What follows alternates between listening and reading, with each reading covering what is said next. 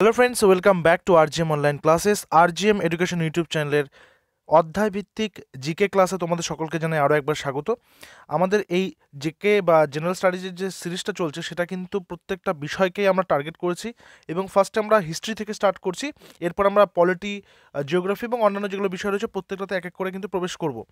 তোমরা প্রত্যেকেই গতকালকে নোটিশটা দেখেছো, অলরেডি কিন্তু ফুড এসআই পরীক্ষার যে ডেট সেটা কিন্তু ডিক্লেয়ার হয়ে গেছে। মার্চের 16th অ্যান্ড 17th তারিখে দুদিনে পরীক্ষাটা নেওয়া হবে, অলরেডি প্রকাশিত হয়ে গেছে এবং সেখানেও কিন্তু জিএসের যে পার্টটা সেটা খুব ইম্পর্টেন্ট। এছাড়াও এই ক্লাসেসগুলো তোমাদের যারা ডাব্লিউবিপির পরীক্ষার প্রিপারেশন হচ্ছে, ডাব্লিউবি কনস্টেবল, ডাব্লিউবি কেপি বা যারা পিএসসি ক্লার্কশিপের জন্য পরীক্ষার প্রিপারেশন হচ্ছে তাদের প্রত্যেকের জন্য কিন্তু হেল্পফুল হবে, কারণ আমরা অধ্যায় ভিত্তিক হিসেবে কিন্তু কাজটা করছি। আজকে আমাদের এখানে মূল আলোচনা করব হরপ্পা এবং মহেঞ্জোদারো সভ্যতা থেকে। দেখো কি রয়েছে। প্রথম প্রশ্ন দেখি। প্রথম প্রশ্ন রয়েছে, সিন্ধু সভ্যতা আবিষ্কৃত হয়েছিল কবে? দেখো, আমরা এখানে প্রশ্ন উত্তর আলোচনা করার পাশাপাশি চেষ্টা করব সেগুলোর ডিটেলস যতটা সম্ভব সেগুলো আলোচনা করার। সিন্ধু সভ্যতা আবিষ্কৃত হয়েছিল কবে, অর্থাৎ ইন্ডাস সিভিলাইজেশন। এই ইন্ডাস সিভিলাইজেশনটা কবে আবিষ্কৃত হয়েছিল? যেটা সঠিক উত্তর বলে মনে হবে সেটা তোমরা নিচে কমেন্টে অথবা লাইভ চ্যাট অপশনে জানাতে পারো। 1918 খ্রিস্টাব্দে, 1912 খ্রিস্টাব্দে, 1922 খ্রিস্টাব্দে নাকি 1932 খ্রিস্টাব্দে? সঠিক উত্তর অপশন নাম্বার সি, 1922 খ্রিস্টাব্দে। এক্ষেত্রে একটা বিষয় বলে রাখি, এক্ষেত্রে একটা বিষয় সেটা হচ্ছে, দেখো যেহেতু আবিষ্কার হয়েছে 1922 খ্রিস্টাব্দে, কিন্তু এই আবিষ্কারের পেছনে একটা ইতিহাস রয়েছে, সেটা আমাদেরকে একটু পেছনে চলে যেতে হবে 1875-এ, 1875 খ্রিস্টাব্দে, যখন আলেকজান্ডার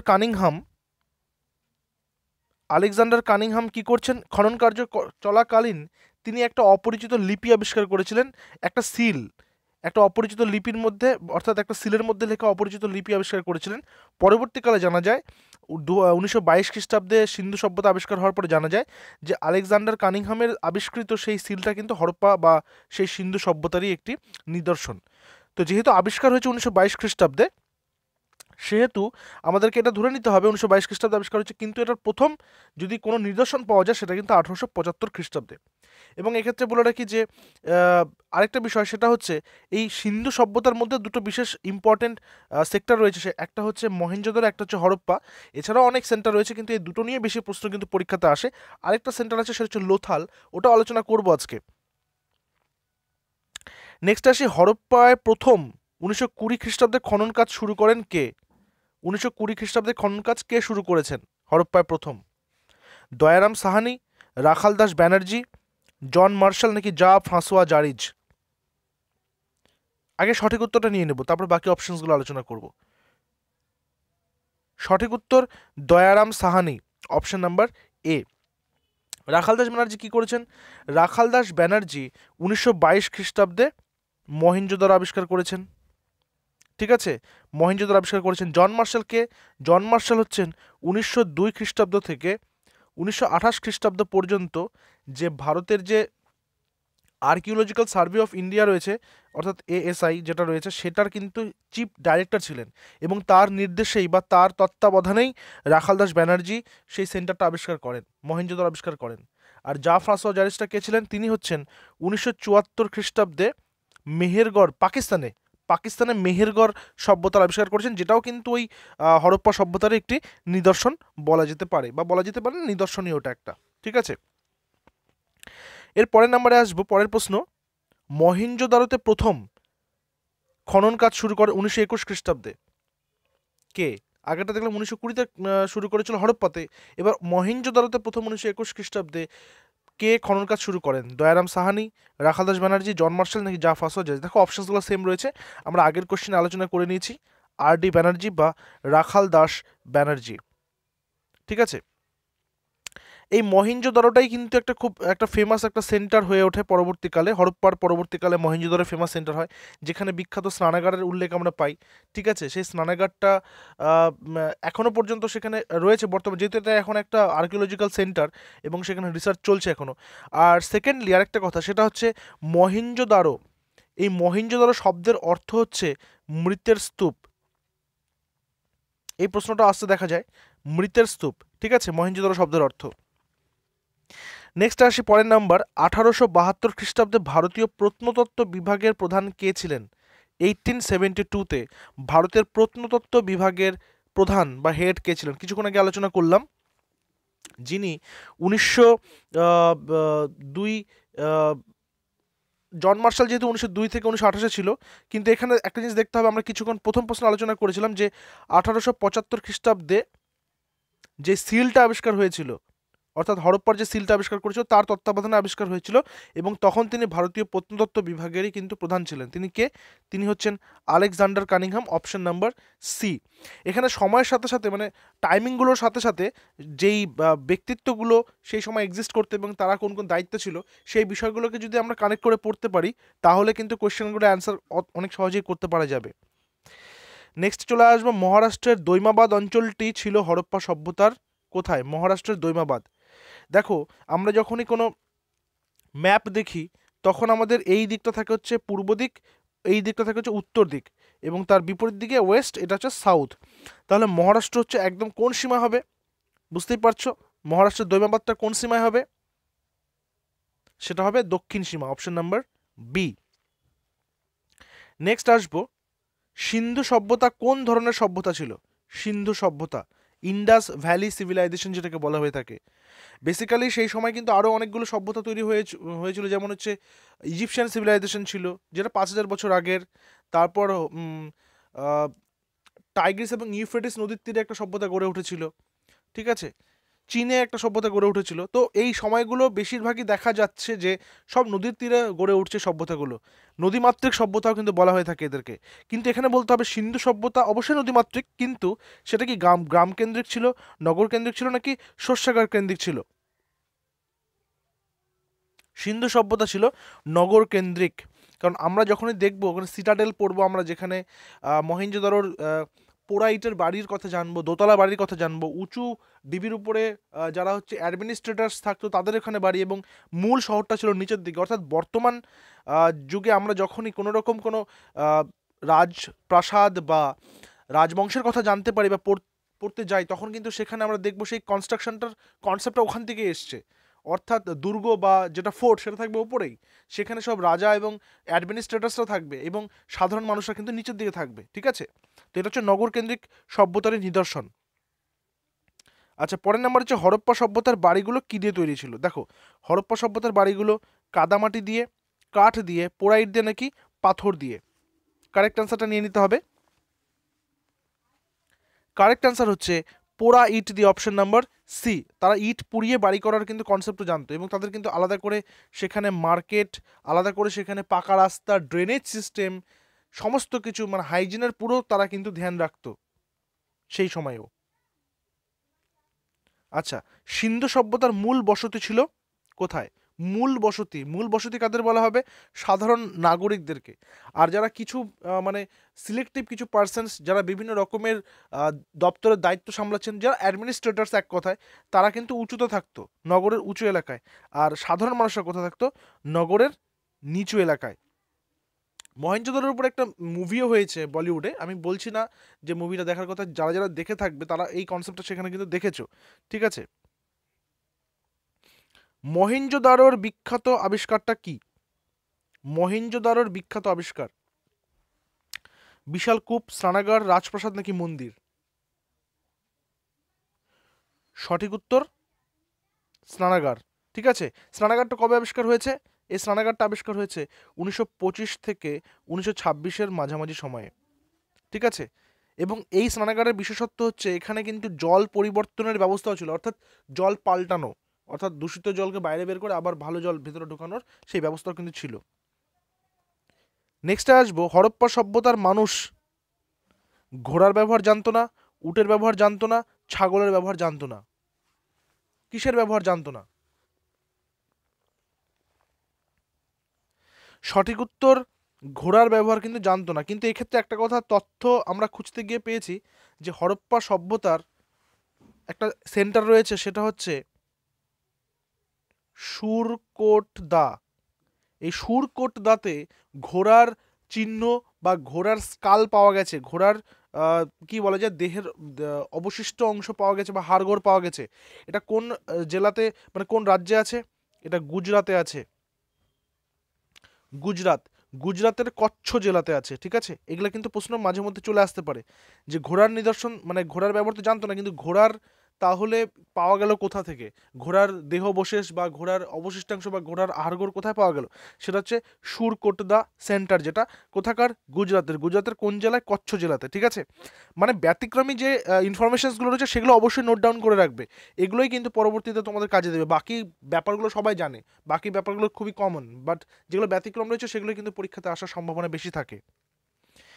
পরের নাম্বারে আসবো, হরপ্পা সভ্যতায় কোন ধাতু নির্মিত নারী মূর্তি পাওয়া গেছে। একটা ড্যান্সিং গার্লের কথা আমরা জানি, একটা ড্যান্সিং গার্ল, তাই তো, ওটা ওই ড্যান্সিং গার্লটা কোন ধাতুতে তৈরি ছিল, তামা, সোনা, ব্রোঞ্জ নাকি রূপো, কিসে তৈরি ছিল? সঠিক উত্তর, সেটা তৈরি ছিল ব্রোঞ্জ দিয়ে, বা ব্রোঞ্জের তৈরি সেটা কিন্তু ছিল, অপশন নাম্বার সি। আচ্ছা, আগের কোশ্চেনের ক্ষেত্রে আরেকটা ইনফরমেশন তোমাদেরকে দিয়ে রাখি, সেটা হচ্ছে এই যে ঘোড়ার আবিষ্কার বা ঘোড়া যে আহ, ওই কি বলে ওটাকে, হরপ্পার মানুষের কাছে যে ঘোড়ারও অবস্থান ছিল বা ঘোড়াও যে সেখানে পাওয়া গেছে, সেটা জেপি যোশী, নামটা তোমরা লিখে রেখো, ঠিক আছে। জেপি যোশী সেটা কিন্তু আবিষ্কার করেছেন। চলো নেক্সটে যাবো, নাম্বার 12 মহেঞ্জোদারোতে পাওয়া গেছে একটি ড্যাশ, কি পাওয়া গেছে, পাথরের তৈরি নারী মূর্তি, ব্রোঞ্জের তৈরি নারী মূর্তি, লোহার তৈরি নারী মূর্তি নাকি তামার তৈরি নারী মূর্তি। খুবই সহজ, মহেঞ্জোদারোতে পাওয়া গেছে ব্রোঞ্জের তৈরি নারী মূর্তি। ক্লাসের শেষে তোমাদের জন্য হোম টাস্কও থাকবে, কমেন্টে জানাবে ক্লাসের পরে।